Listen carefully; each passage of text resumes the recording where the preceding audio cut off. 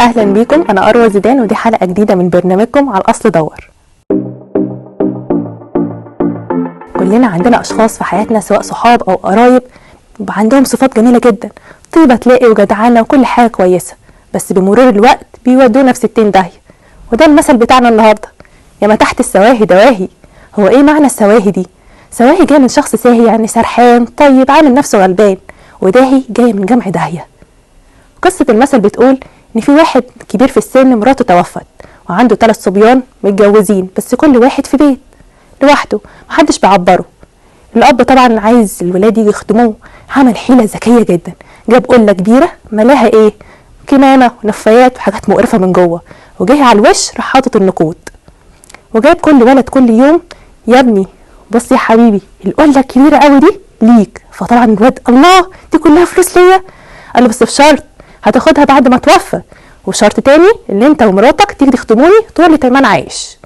جاب كل ولد كل يوم وحكى له نفس القصه، كلهم طبعا ما يعرفوش القله دي ليهم هما ال3، فكل واحد جه يساعد باباه هو ومراته كل يوم.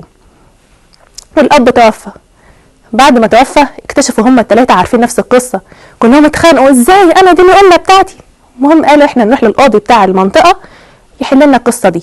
راح للقاضي، نعمل ايه نقسمها ازاي؟ قال انا عندي فكره ان انا امسك القله دي اربطها بحبل وانتوا ال3 تكونوا قاعدين تحتها، هقلب القله دي عليكم، والفلوس اللي هتقع على كل واحد فيكم يبقى ده من نصيبه.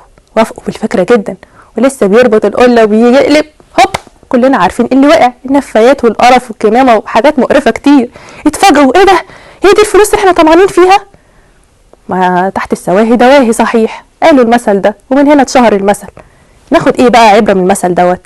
اللي انت اهلك قرايبك اي حد محتاج خدمه مش تتاخر عليه، واللي يساعد اهله ياه انت كده الخير كله معاك وتدخل الجنه. في حد طايل كده؟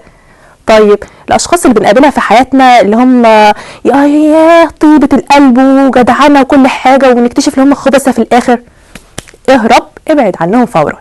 وبس كده، دي حلقه النهارده، يا رب تكون حلقه كده لذيذه، واشوفكم في قصه جديده مع مثل جديد مع اروى زيدان على الاصل دور.